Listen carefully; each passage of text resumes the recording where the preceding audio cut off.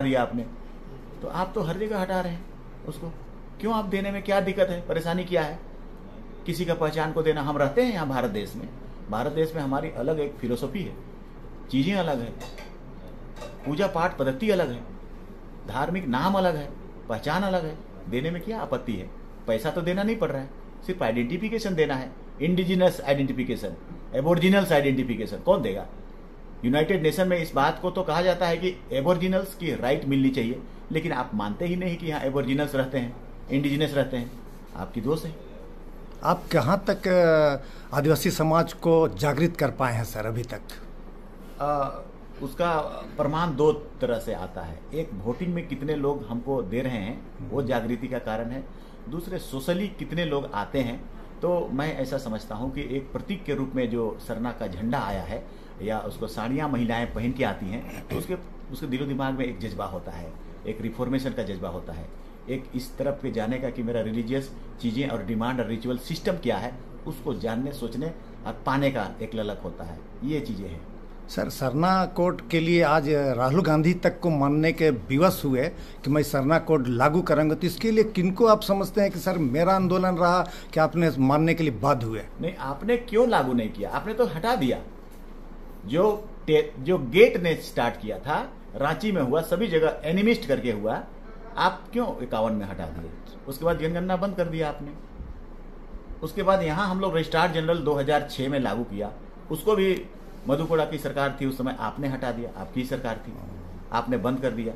लिखाया जाने लगा था स्टेट में कम से कम कि कास्ट सर्टिफिकेट में लिखो, फिर स्कूल वाले सर्टिफिकेट में लिखो, एक पहचान बन गई थी, बनना शुरू हुआ था, आपने उसे हटा दिया।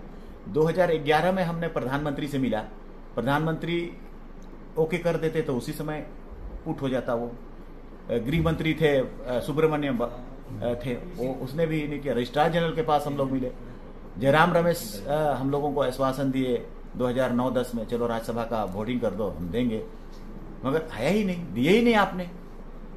कई बार कहे, नियत होता तो अभी तक दे देते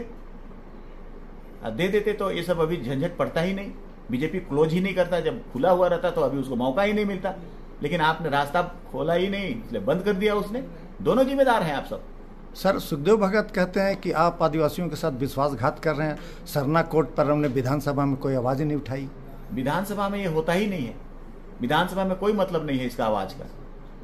ये गृह मंत्रालय से होता है, केंद्र सरकार का, रजिस्ट्रार जनरल ऑफ इंडिया। उसने 2009 में हमें बोला कि आप मेरा फॉर्मेट में इतना सरना लिखिए कि जैन से ज्यादा होना चाहिए। हमने लिखा और लिखाया और लोगों ने अवेयर हुए, और 39 लाख जो जैन का है, 44 लाख सरना लिखा गया। अब गवर्नमेंट मजबूर थी कि अब उसकी हमारी फंडामेंटल राइट के तहत, हमारे उस संविधान के तहत उसको देना ही था, आर्टिकल 13 के तहत उसको देना ही था। सुप्रीम कोर्ट में भी जाएंगे तब भी उसको देना पड़ेगा, इसीलिए उसने क्लोज कर दिया। 21 में अब उसको कैरी ऑन ना हो सके, बंद हो जाए, ना रहे बांस ना बाजे बांसुरी। तो ऐसी कोशिशें हो रही है जो कि कोशिशें ठीक नहीं है, और इसलिए हम इनको भी दोषी ठहराते हैं। बोले विधानसभा में कहने से कुछ होने जाने को है नहीं, ये धोखा है, गलत बातें हैं। आप लोगों ने क्या किया, विधानसभा में आवाज उठ गया, कह के ढोल नगाड़ा बजवा दिया और आदिवासी को बुड़बक बना दिया। सर, सीएनटी में और भी पिछड़े समाज के लोग हैं जो यहाँ पास में भी आए हुए हैं सर मिलने के लिए। उसमें चंद्रवंशी समाज है जो कहार जाति के हैं। उन्होंने कई बार बोला कि सीएनटी का कोई लाभ हमको नहीं मिल पा रहा है। हमको सीएनटी ठीक है, जिस समय ज़रूरत थी सीएनटी की आपने लागू किया कि उनका ज़मीन बिके नहीं, चूँकि बेच दे रहे थे दारू पी के, चाहे जैसे भी गरीबी में बेच करके ज़मीन को अब खा रहे थे। परंतु अब परिस्थिति बदली है, अब लोग पर सीएनटी का उनको लाभ नहीं मिल, बोलते हैं हमको सीएनटी का लाभ पूरा दीजिए और न तो सीएनटी से हटा दीजिए। इस पर आप क्या कहना चाहेंगे जो सर? सीएनटी एक्ट है, अंग्रेजों के द्वारा उस समय बनाया हुआ कानून है, जो रेंट कलेक्शन के लिए बना हुआ था, और इसीलिए उस समय जमींदारों को अधिकार दिया गया था। अब आजादी हो गई तो आजाद देश में हम उन लोगों को, सीएनटी एक्ट के दायरे में आने वाले लोगों को डेवलपमेंट कैसे करेंगे? आप उसको लोन नहीं दीजिएगा तो उसके रोड किनारे बड़े बड़े घर जमीन है, उसमें घर नहीं बनेगा, इंफ्रास्ट्रक्चर नहीं होगा, तरक्की कैसे होगा? 5 साल का लोन होता है। तो ऐसे चीजों को अब गवर्नमेंट को हटा देना चाहिए जो नकारात्मक प्रभाव करता है, और पॉजिटिव चीजों को लानी चाहिए, और उसको डेवलपमेंट कैसे करें उसके लिए सोचना चाहिए। अभी तक हुआ नहीं, ये भी नहीं हुआ। सर, 7 जिलों में भी झारखंड में पिछड़ी जाति बहुत सारे लोग निवास करते हैं, सीएनटी में भी आते हैं, शूद्र कहलाते हैं। उनको आज तक कोई लाभ नहीं मिला है। लोहरदगा है, रांची है, गुमला है, सिमडेगा है, लातेहार है। 7 जिला में शून्य आरक्षण है पिछड़ों के लिए। मैंने इस बात को कहा उस दिन कि हम लोग पूरी तरह से समर्थन में हैं।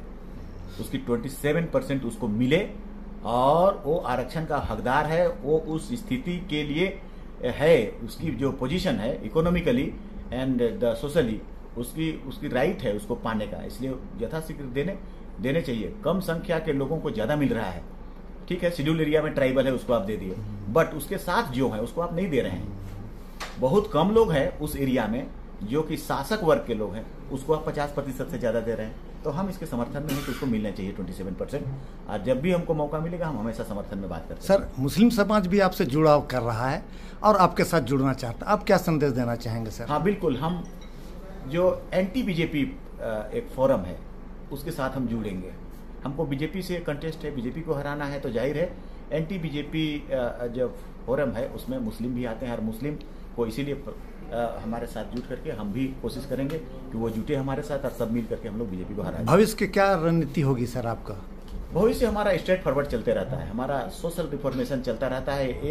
ये पॉलिटिकली तो जब आता है, क्योंकि अगर हम पॉलिटिक्स में नहीं आए तो मेरी सोशल रिफॉर्मेशन जितना किया हुआ रहता है वो फिर डिवीजन हो जाता है, इसलिए मेरा स्टैंड होना बहुत जरूरी है। मगर उसके साथ साथ हम लोग ट्राई करते करते 2004 से अब तक ये पोजीशन में आ गए हैं कि हम लोग दूसरों को डिफीट कर सकते हैं, हम विन कर सकते हैं, माई सेल्फ आवर सेल्फ, हमारा सोसाइटी विन कर सकता है। तो इसीलिए अब हम लोग कॉन्टेस्ट के लिए लड़ रहे हैं और किसी को कट फट इसके लिए नहीं लड़ रहे हैं। कॉन्टेस्ट हम जीतने के लिए लड़ रहे हैं और उसका प्रमाण 2009 में हो गया था। 2009 में 5000 से सिर्फ हम लोग हारे थे।